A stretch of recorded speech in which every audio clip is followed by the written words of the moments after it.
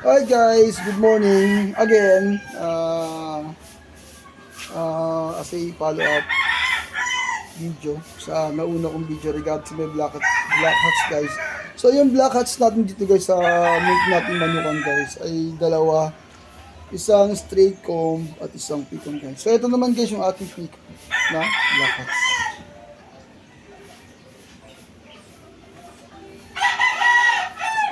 Oops. Ayan guys.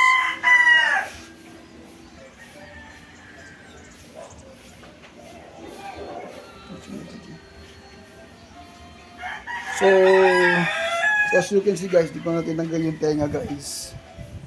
Kasi alam nyo na guys, yun naman di ba? Kilit ng ulo. Yan. Tinanggal pa yung tenga, baka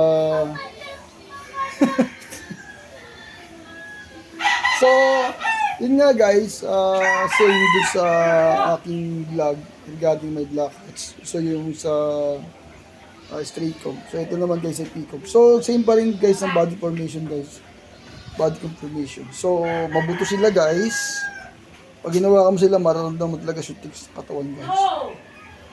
Tapos yung pakpak nila.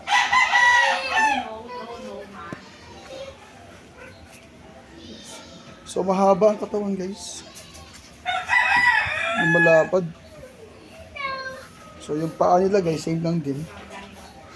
So parang green legs na bibig. So make it short, dark legged sila. So you know. So ito guys yung ating black hats guys. So as you can see guys, yung bungkit guys, naging diba? Dikit-dikit eh. Tsaka mahaba yung mga buntot nito. So, black hats.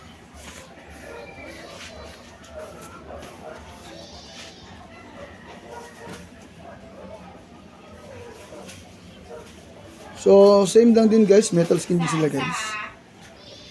Dila. Yes.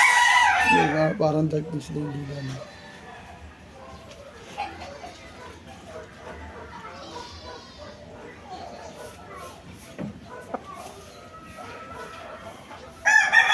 Alright guys, so hanggang sa muli po, maraming salamat guys sa pagsama nyo sa muntikong video guys.